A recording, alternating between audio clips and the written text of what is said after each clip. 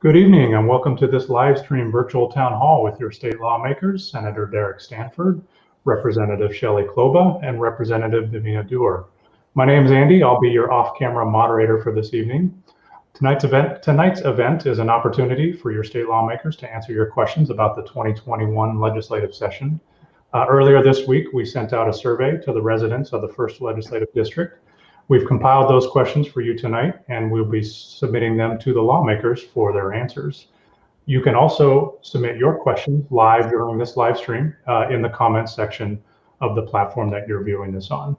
And with that, I will go ahead and get started with some opening remarks from the lawmakers, starting with Senator Stanford. Well, thank you. Thank you everyone for joining us. And I am Derek Stanford, State Senator for the 1st Legislative District.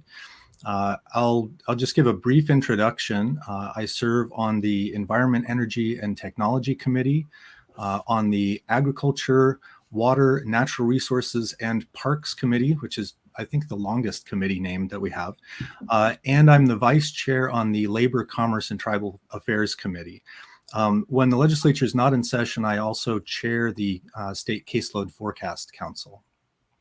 In my professional life, I work as a statistician and data scientist, and I'll just stop there so we can save some time for questions and let my seatmates go. All right. Well, being the senior member of the House delegation, I will go ahead and go next. I'm Shelley Kloba, and it's my pleasure to be in my 3rd term in the House. And this year has given me a little bit of a new perspective. I have 2 different committees that I'm on than I was previously. So, and I still stumble over the name. Rural Development, Agriculture, and Natural Resources is a new committee to me, as is Capital Budget. But my whole 4 years, I have been on the Commerce and Gaming Committee. And so I, this year, have the pleasure of chairing that committee. And I also have a role on the Problem Gambling Task Force and the Autonomous Vehicles Work Group. So lots to keep me busy, lots of interesting things to keep learning about and trying to make good policy about. Great. I guess that makes me the next person. I'm Davina Duerr, the newest member of the delegation, and just won an election in November. And I am currently on transportation, local government, and environment and energy committees, and I'm vice chair of local government and environment and energy, as well as a deputy whip for the caucus.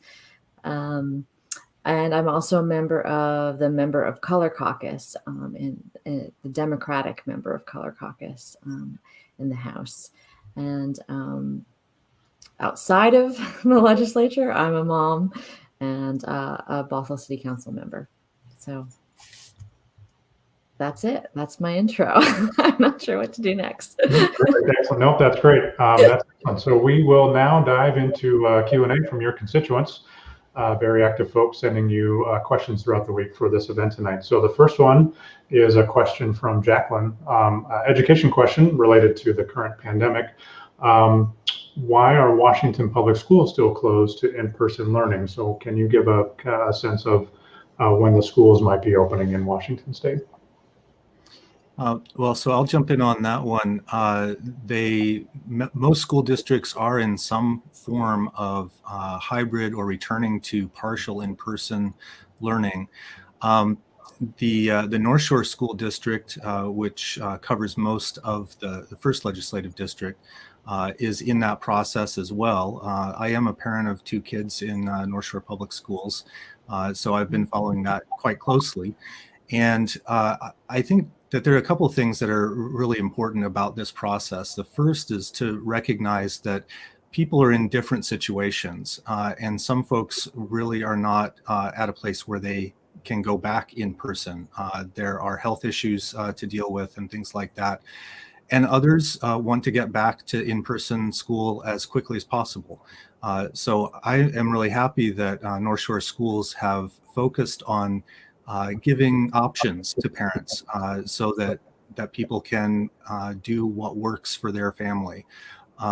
And that's what's happening all over the state. Local school districts are working with, with the resources they have and figuring out how to reopen things, usually on a phased approach.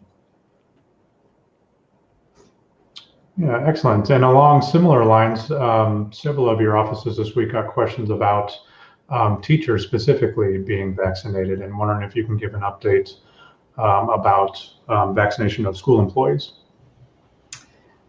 Actually, I can take that one.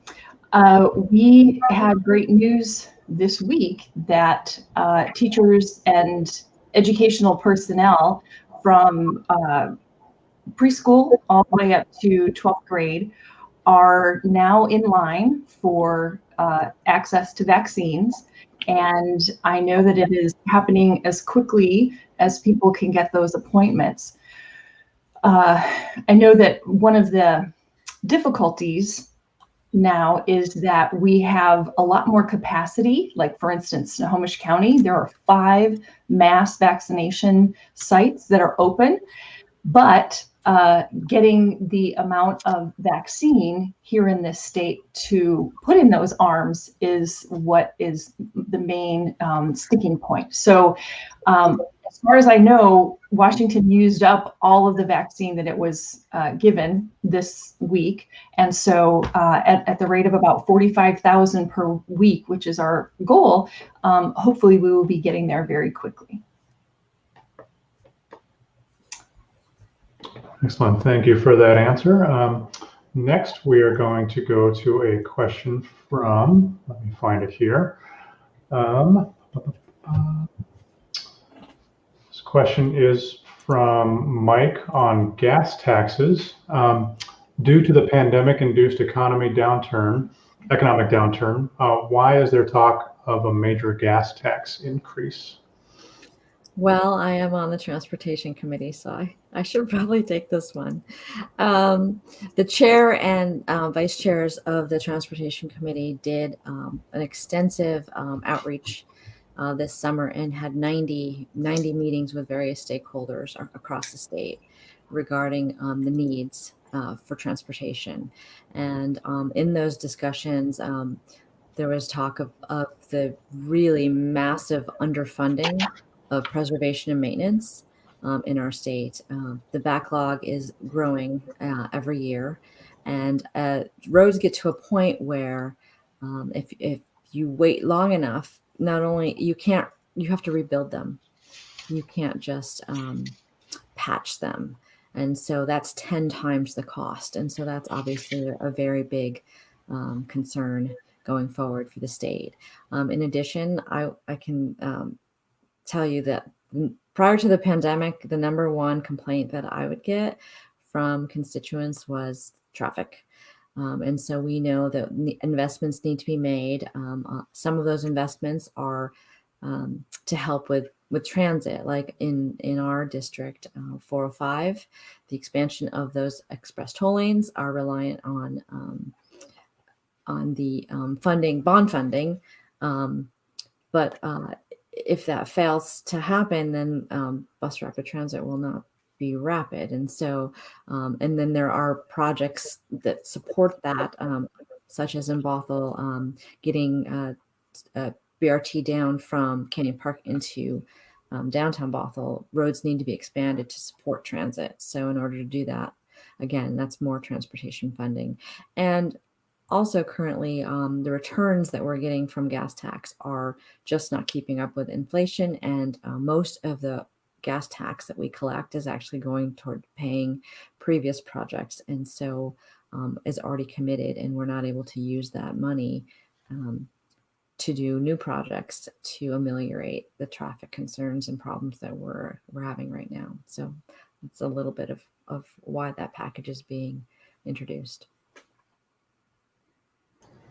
Excellent. Thank you for that answer. Again, for the folks who are just now tuning in, This is a live stream, live virtual town hall with your legislators, Senator Derek Stanford, Representative Shelley Kloba, and Representative Davina Duerr.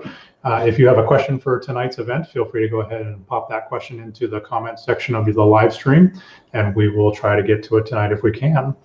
Next, we have a question from Jeff on the environment. Will you or are you working on a bill to implement a carbon dividend in Washington state? I guess I'll take that one as well. I'm not sure what Jeff means by carbon dividend. So I know that there are a couple bills around cap and trade or carbon tax. I have not worked on those, and I'm not sure where each of them is in terms of making their way through the House and Senate. I did introduce a bill this year that would require state projects to collect data on embodied carbon in building materials. 80% of embodied carbon occurs in the structural aspects of building materials. And so that would cover steel, concrete, and wood. And there's no requirement to meet a certain standard, only that we start collecting the data and kind of signaling to industry that we'll be keeping track of that going forward. And that's for only the very largest state projects. But to begin to collect that data is really a necessary part in moving forward on decarbonization. Hopefully that answers your question. I'm not sure what the carbon dividend is, to be honest. Well, and I'll add to that, just to expand a bit. There are two proposals in the Senate. One is a cap and invest approach, and the other is a carbon tax and bonding approach. Both of those, or either of those, would result in significant investments in communities all over the state to mitigate the impacts of pollution. As well as with both of them having a big impact on cutting our carbon emissions. So those are both still being discussed and worked on in the Senate, and I expect one or the other of them will move over to the House. They are large pieces of legislation, so fairly complex. But one of the key points to be made is really looking to communities that have been impacted by pollution in the past and making sure that our investments are really focused on those communities. Excellent. All right. Thank you for that. Next, we have a question about small business relief. Family businesses are hurting right now.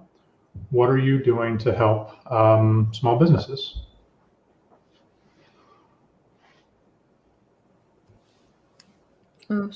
Oh, Shelley, you're on mute.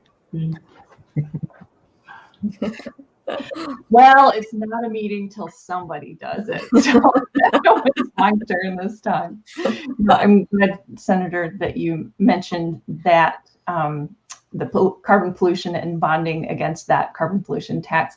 There was a House bill as well, and it didn't move. And so I was glad to hear that the Senate version was still in play.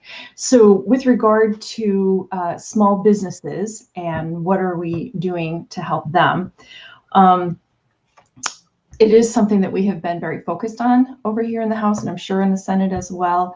And we have got a, let's see, where was it? $240 million that we have invested into a grant program that will help small businesses.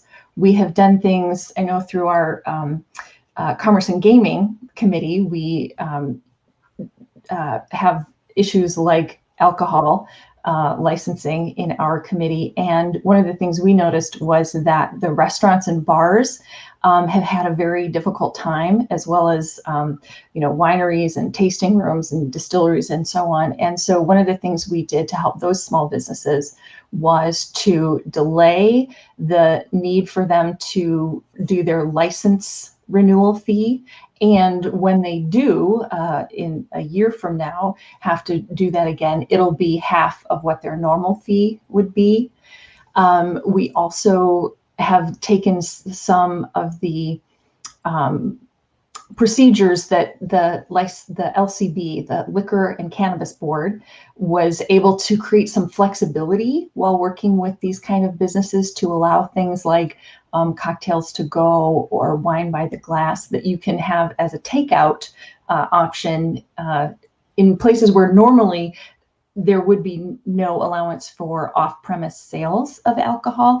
And we have extended those provisions through 2022, July of 2022, to give these businesses just a little bit more time with that flexibility that I think is really helpful to keep them afloat and keep their income coming in. So those are just some examples from my perspective. My colleagues may have other things that they want to highlight. I would just mention a couple things, and that is Rep. Wallen had a bill to exempt COVID relief funds from state and federal government B&O tax. Right. So that's another way that we've worked on relieving some of that burden on small business. Right. Oh, actually, another one that does help out. Sometimes landlords are very small businesses themselves with, a handful of properties. And with the money that we have put into rental relief, that is something that is helpful. When a renter can pay their rent, then that's money into the landlord's pocket. We also have done some foreclosure assistance for folks who own a home and have gotten into some trouble financially. There's some assistance for that as well. So thank you for those answers. Next, we have a question from Charles, submitted a question about property taxes. Wanted to know what you can do to lower property taxes. Charles has expressed a concern, for him at least, they're going up and not down. If there's anything you can do to help. He's 90 years old and his wife is 78 years old, and they're having a hard time increasing their income. So if there's anything that we can do for property tax relief for Charles. I can go ahead on this one. Last year, we had a policy that went into effect that made it so that the income level that you can have in order to qualify for the senior property tax exemption, we made that go up so that it is per county, and for King and Snohomish counties is $40,000. So for folks who have incomes lower than that, we've got on the screen there the assessor's offices. And while I haven't personally worked with the King County Assessor's Office on this particular issue, the Snohomish County Assessor's Office, I know, is very, very willing to work with seniors who think they might qualify. And there are a number of things like healthcare expenses. We just passed a bill, well, it won't take effect just yet, but it's very promising that the House passed a bill that would allow some of the medical expenses that you pay to be counted against your income, so that it would help you qualify a little bit better for the property tax exemption. So that's one of the things that is available out there for folks who are older and maybe on a fixed income. But I think the other thing is that we need to have a look at our entire tax code, because it is regressive and it causes the folks at the bottom to pay far more in their a far larger percentage of their income in state and local taxes than the folks at the high end of the earnings scale do. And by having that kind of upside down tax code, it causes us to rely more than we need to on sales tax and property taxes. And so I know that there's a lot of work happening in the Finance Committee and the Tax Structure Work Group that will explore a whole new system. And that work will go on, just like Rep. Duerr was talking about. The transportation budget folks went on a listening tour. This will be something that happens throughout the state in the interim, where we present these ideas to the public and they give us a lot of their input and ideas on it. So I'm looking forward to that. Excellent. All right. Along similar lines, we have a question about housing related to the eviction moratorium that is scheduled to expire later this month. A question was submitted about what's going to happen when the eviction moratorium ends, and will the state let thousands of people enter into homelessness as a result? What's going on with the legislature and helping folks with housing? So housing, of course, is a large and complex issue, but on this particular piece of it, there is a keen awareness of that looming cliff, that people are going to be facing a lot of difficulty when that moratorium expires. And as was mentioned earlier, we have been trying to work on that, work with landlords and tenants to line up some relief funding. We did include over $360 million in rental assistance funding as one of the early action bills that we moved out. That's essentially federal funding that our state has received that we've allocated to rental relief. And that's the point of that, is to try to make sure people can get caught up, people can stay in their homes. And I'll just mention also another bill that I've been working on to help with people who have gone into bankruptcy. Most people think that when you go into bankruptcy, you can protect your home. And unfortunately, in Washington state right now, that's really not the case. We have a very small exemption to protect your home. For most people, it's just not enough to allow them to keep their homes through bankruptcy.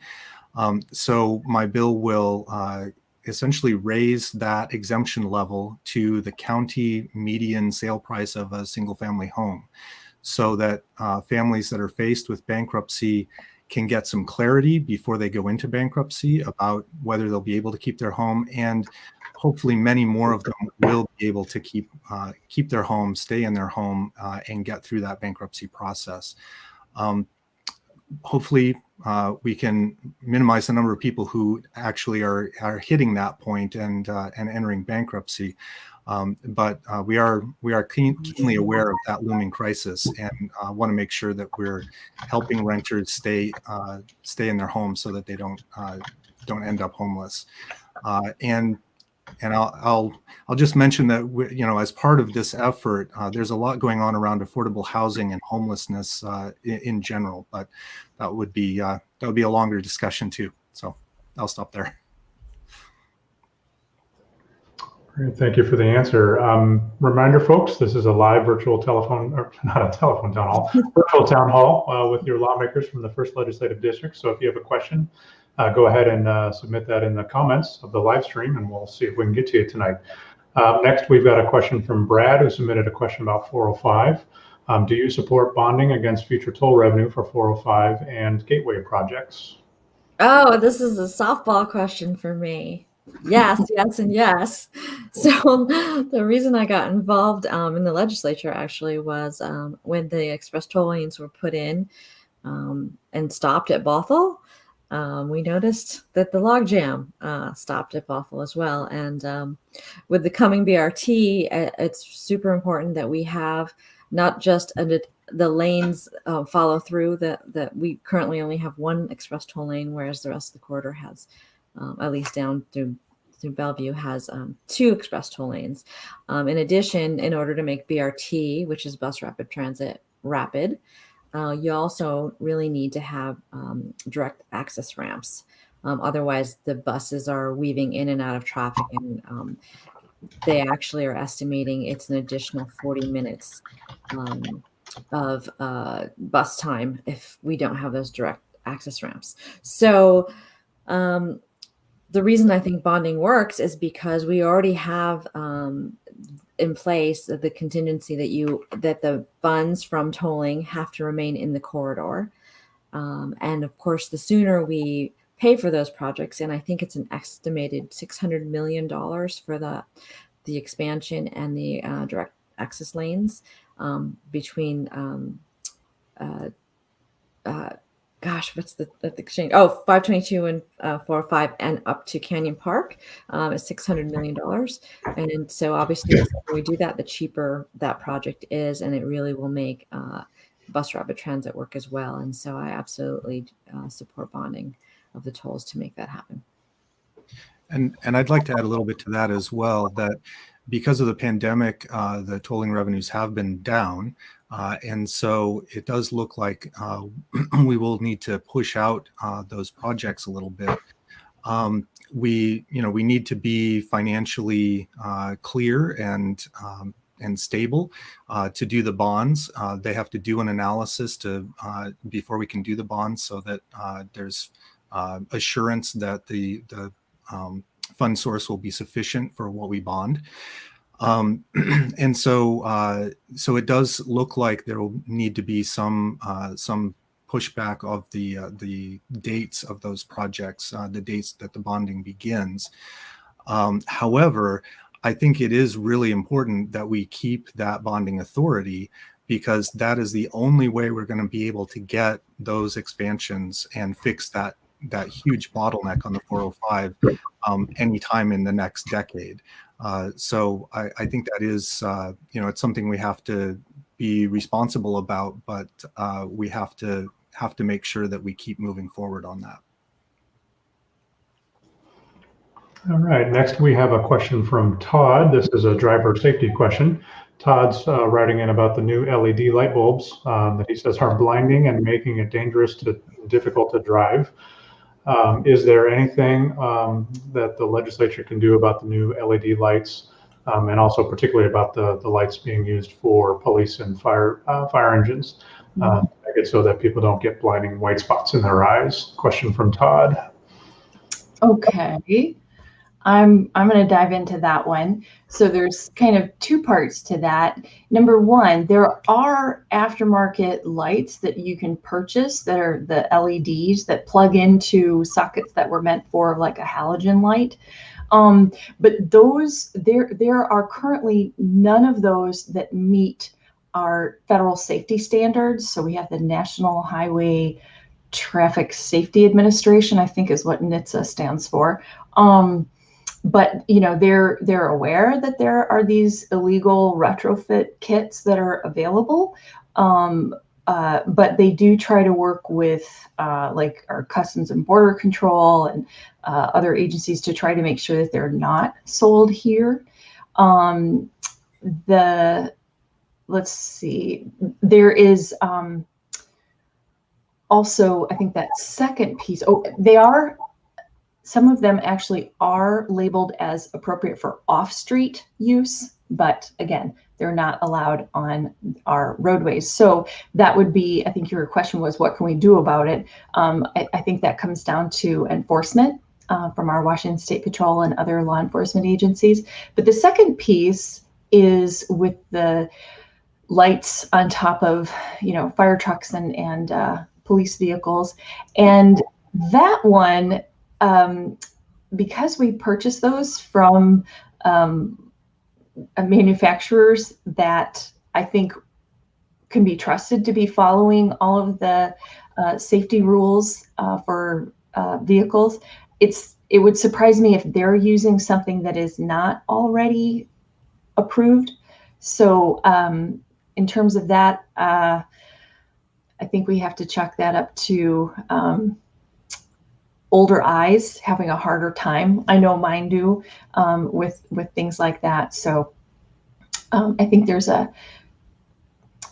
balance there between making sure that the first responders have lights on their vehicles that make sure that we see them and we pull over and get out of the way versus something that's kind of blinding. So sorry, I don't have a great solution or a great answer for you on that second piece. Okay, we're going to switch gears a little bit and go to Kyle, who's got a question about ranked choice voting. Certainly something that's been getting a little more news lately. He says, I was disappointed to see that substitute House Bill 1156 did not make it past the cutoff yesterday. What can be done to ensure communities that want to use ranked choice voting have access to the tools that they need?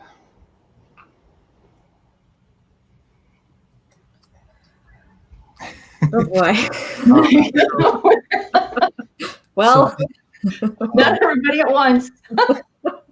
So I'll start. I support ranked choice voting. I think that this is a good way for people to express the will of the voters, and I think that we should allow smaller, allow local governments to adopt this if they want to. I don't know why the bill did not advance, though, so I can't really answer that question. But I think that, in places that have tried this, we've seen that it can be understood, it can work, and I think that it reduces possibilities of people trying to game the system, which we've seen in a few cases. So making sure that people actually have, a set of candidates to choose from, and they can express their will as voters, I think is an important thing. I would just add, so I also support ranked choice voting, but there was some discussion in the House about some sort of debacle that happened down in Pierce County in the 90s. And I think the concern was about putting spoilers in races and getting candidates that were really winning, electeds that were winning and weren't really serious candidates. And I don't know the full story. Do you, Shelley, remember the details on that? I think it's an interesting history down in Pierce County, and I think there have been enough things that have changed since then that is, while it was certainly something that it was discussed, I am going to model some good civic engagement and agreeing to disagree, and without being disagreeable. And I have a slightly different view on ranked choice voting. So while I appreciate and am wholeheartedly on board with the goals, which I have, talked to advocates, and they would like to see, a more diverse set of people running for and winning elected office. And I am 100% for that. I think where we disagree is that I think there are other ways to do that don't involve the expense and don't cause the confusion that you could potentially see if every single race on your ballot is a different version of ranked choice or not ranked choice. And you could end up having people spoil their ballots by voting the wrong way in one election and not the right way in another. And I've also, this is kind of a half-heart, a humorous way to look at it, but I've heard ranked choice voting being characterized as keep counting until the loser wins. So it really could be that everyone's third choice is the one that ends up winning, and that somehow just doesn't sit right with me. So I know that this will be a conversation that we continue to have, and I encourage, because the bill didn't go forward, that we still need to have more conversation about it. And so at some point in time, I might get persuaded. Who knows? We may find something else in between that accomplishes those same goals. But just wanted to present that additional viewpoint. Excellent. All right. Thank you for those answers. Again, this is a virtual town hall with your state lawmakers from the 1st District. So if you've got a question, throw those in the chat box and we will try to get to it tonight. Next, switching back to the tax question. Over the weekend, the Senate passed a capital gains tax. So do you support capital gains? And follow-up to that question was, is it an income tax? I'll begin, although I'm sure we all have something to say about this one. I do support a capital gains tax. And the reason I do is because we have the most regressive tax system in the country. And what happens is our lowest income residents are paying up to 6 times those that are in the highest brackets. and that's just simply unfair and inequitable.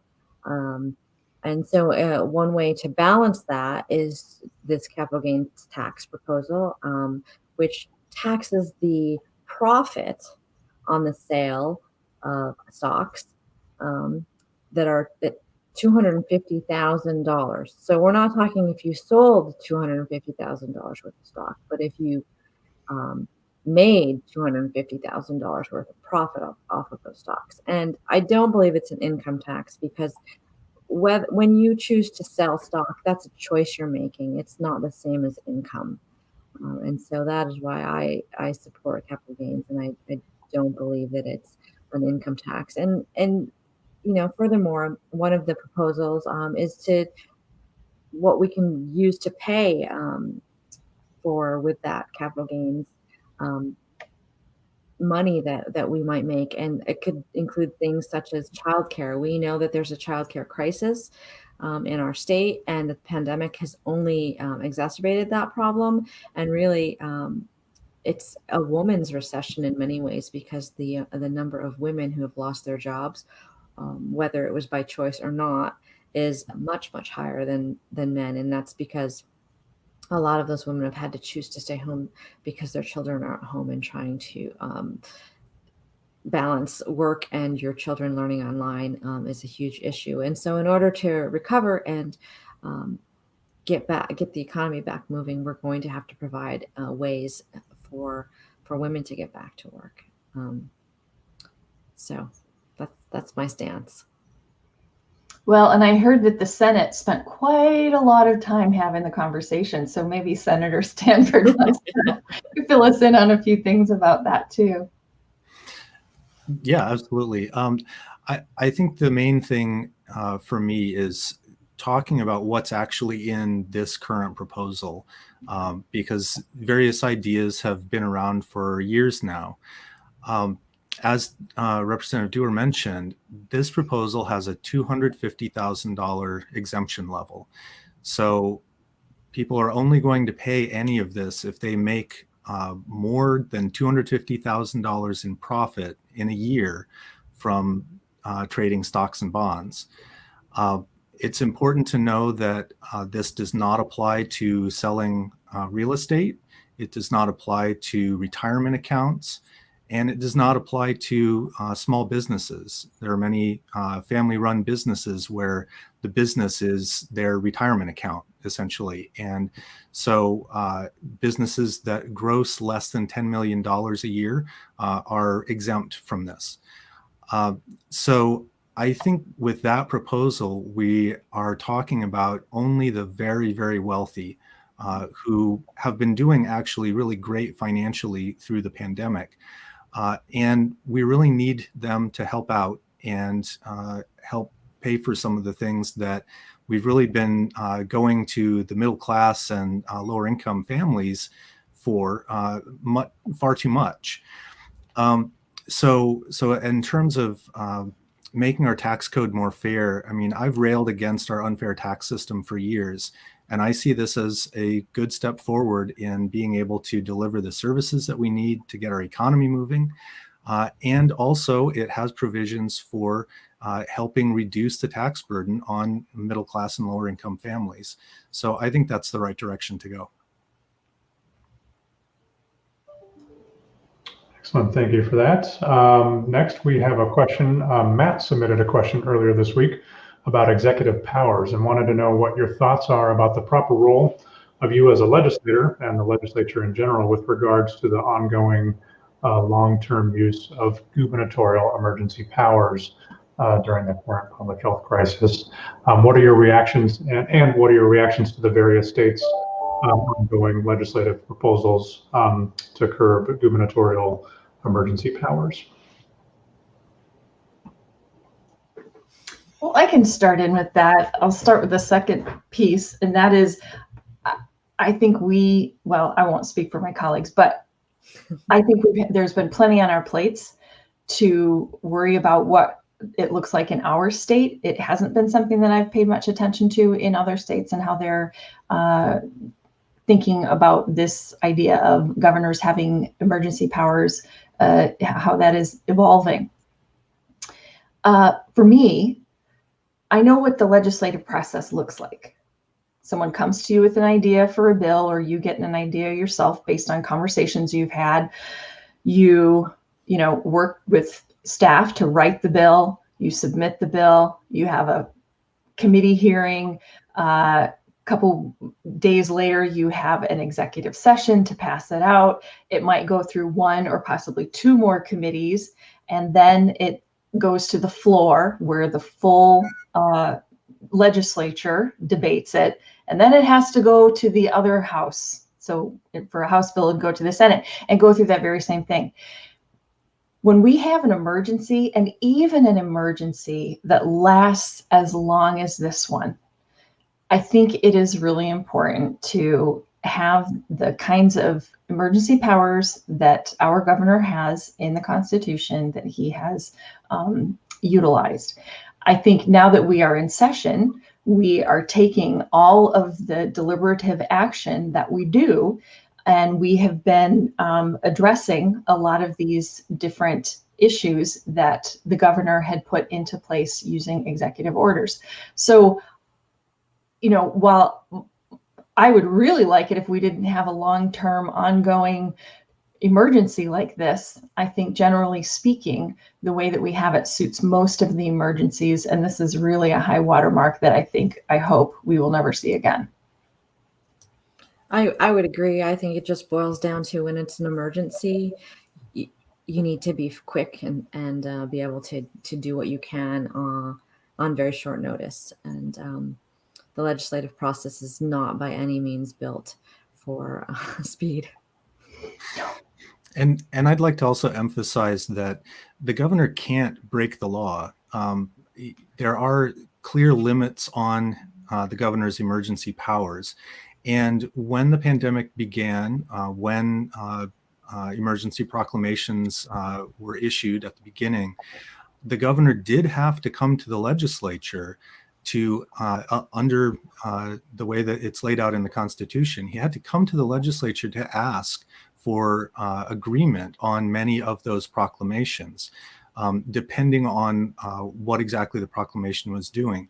And so Republicans and Democrats in the legislature had to agree to many of those proclamations before they could take effect.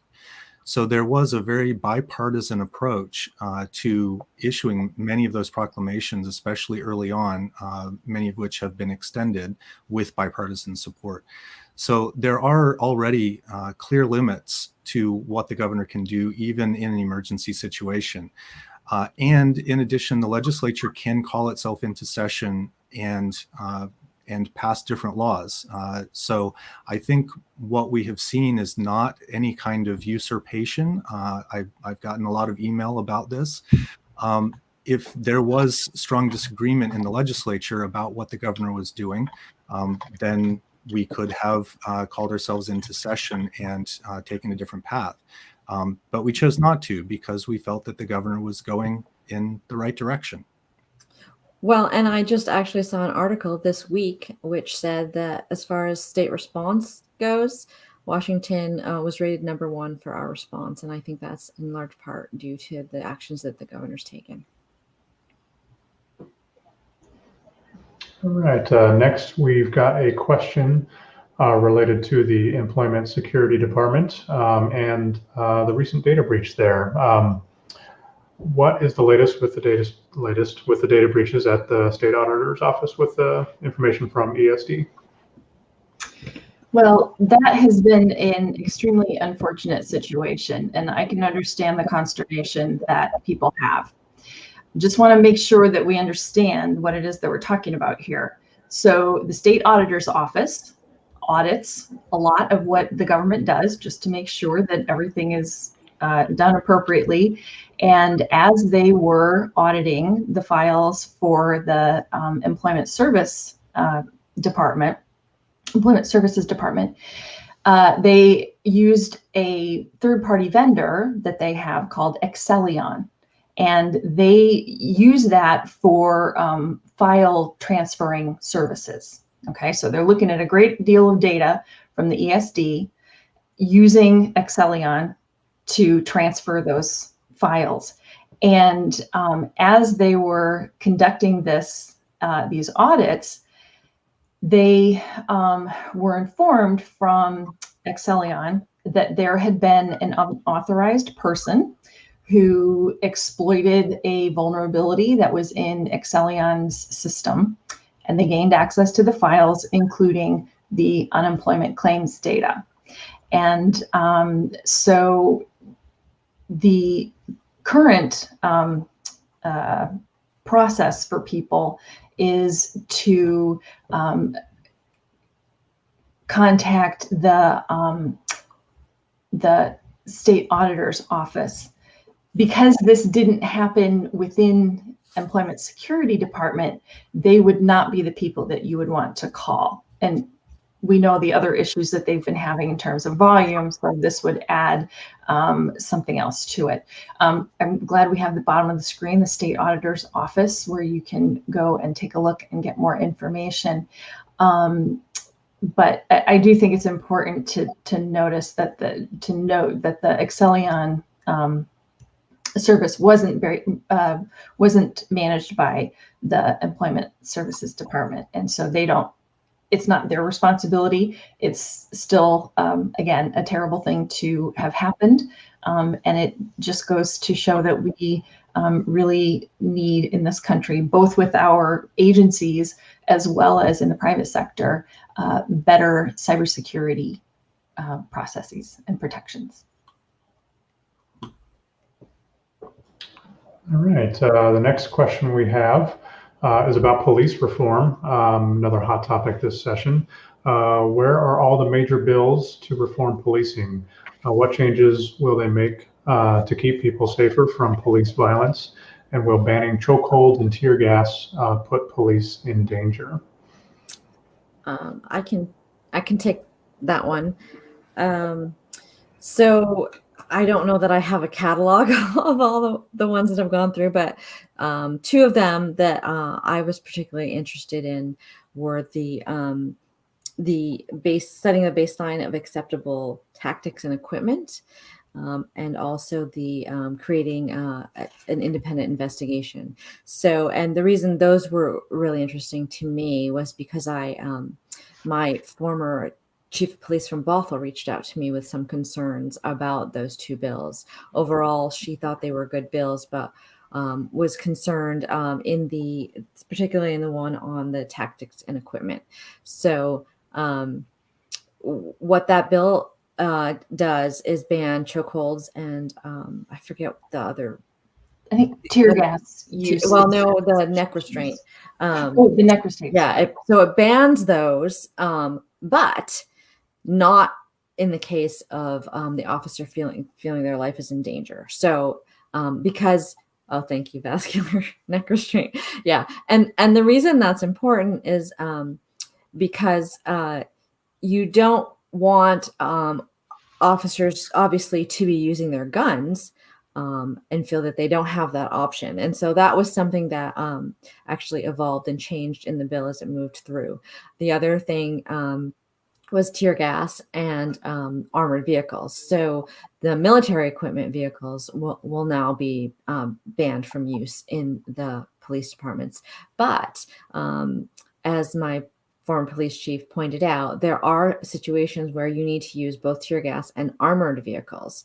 And that is in a hostage situation where those are kind of, the tear gas is a last resort to get people safely out of a building where there's no other option. And then the armored vehicle is important because that gives the police a kind of a defensive protection in case of some sort of shootout or that sort of thing. And so that's really important. And those were things that were worked on during the progress of the bill. And I think the final piece of that was the use of canines to track. And so now the canines are to be used to track people, but not bite people, and as a way of controlling and getting a hold of the situation. And then as far as the independent investigation, it seems fairly obvious, but is not codified in law, that you don't want investigations of deadly force or other issues with police where their actions are in question, for them to be investigated by their own departments. You really want an independent investigator to come in and look at the situation from a broader perspective where there isn't any conflict. And I believe, and Shelley, maybe you remember, I believe that also would include a board of that includes non-law enforcement people, so that there's not just a law enforcement perspective on that investigation. Right. So I think it's important to also notice that while there were a number of bills that were passed, and for instance, this Office of Independent Investigation, which starts to create some of the transparency and accountability and justice.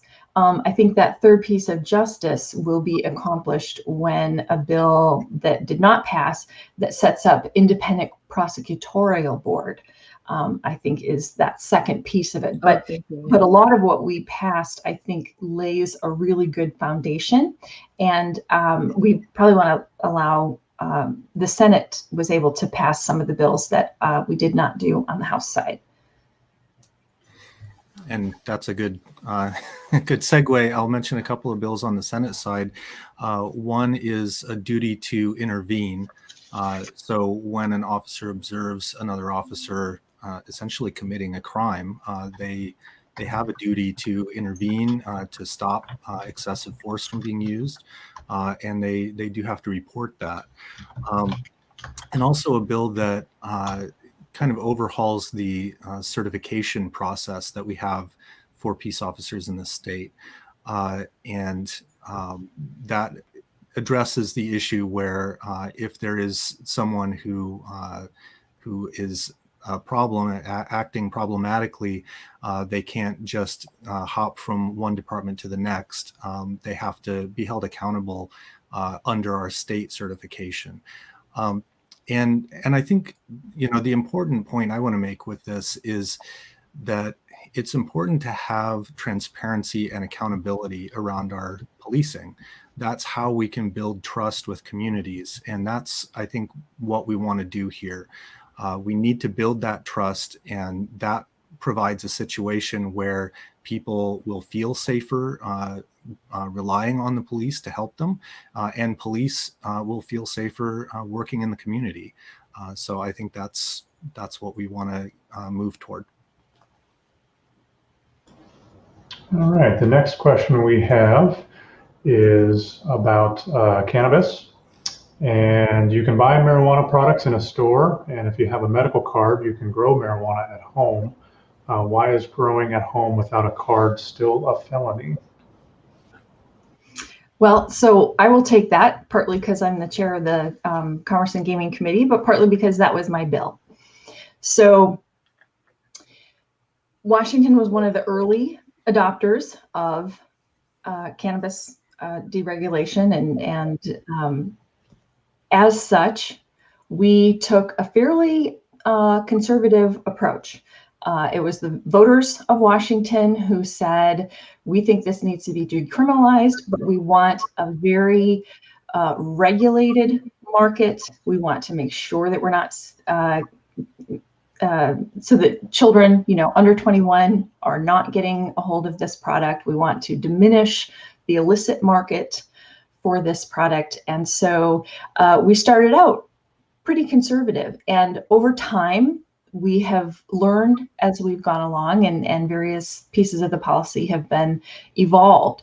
But one of the things that we've seen is that in states who have legalized recreational cannabis after us, they have all put in an allowance to grow up to 6 plants at home. And so as we take a look at the notion that anyone over 21 can walk into a retail store and purchase any number of a variety of products within certain limits, of course, that are made from the cannabis plant, and they can take those home and have them in their home, but yet they can't grow it themselves, it kind of defies logic. And so we took this bill up, and it got through our committee and stalled in the Appropriations Committee. But one of the things that was interesting about it was the industry that grows and processes and sells cannabis products were not against this proposal. I think that they don't see it as a threat. It's not thought to have much of a impact on the revenues that come into the state from the sale of cannabis. It's more akin to a hobby. And, for all the folks who started brewing beer and developing a palate and an understanding of what good beer is, that paved the way for our microbrewery revolution in the brewing world. And I think that this could do the same thing for cannabis. And so anyway, it will be something that will come back next year.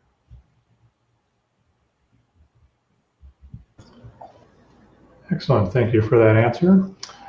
We got time for one more question tonight, and I want to end on what I think is probably one of the most interesting questions I haven't seen come towards lawmakers before.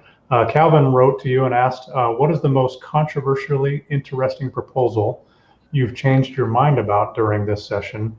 What did you believe before, and what new information convinced you to change your mind? I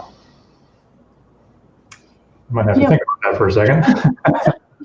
I'm not sure if this is completely what you're looking for, but I was in support of a bill that would change our public health system and the way that we have local public health boards, and it would take some of the politics out of the boards, and I appreciated those goals.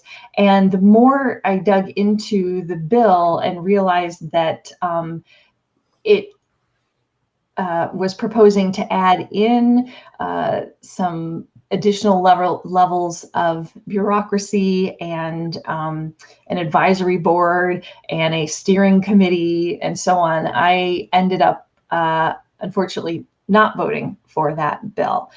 So kind of the more I learned, the less I liked the bill. Still committed to the idea of foundational public health, and I know we can make some improvements, but I didn't feel like that was the way to go. I'm racking my brain and I can't think of anything other than maybe a random ATV bill in transportation where I thought, why do I care about ATVs? Well, and I think it kind of brings out the fact that the legislative process, we as individuals, we each bring our own experiences and knowledge with us, but there's so much that we have to work through and learn in these positions. And so I think, many bills are really a learning process. You may hear from one side and then you hear from another side saying the opposite about something. And so you learn to kind of keep an open mind and just kind of focus on your values. And then as you learn about issues, you make sure that you kind of hear from the different sides before you really take a position on something. So I think that's an important part of the process, really, is kind of having the humility to say, I don't really know this stuff on this topic, and I need to learn in order to form a position. So that certainly happens all the time. Well, and the important part is when you don't agree, you can always offer an amendment to make it better and make it something that you find more palatable. Yeah. Excellent. Thank you for that. That is all the time we have for questions tonight. So I want to thank everybody for joining us. If we didn't get to your question, in just a few moments, if you continue watching the live stream, you'll see on the screen the contact information for your lawmakers. You are welcome to send your questions into them, and they will follow up afterwards. Definitely want to give a special thanks to Fanny and Amaya Rani tonight for helping us with the Spanish language interpretation, as well as Mike and Ann with the ASL interpretation. Thank you so much for helping us out tonight. I will now turn it over to lawmakers for just some very brief closing remarks.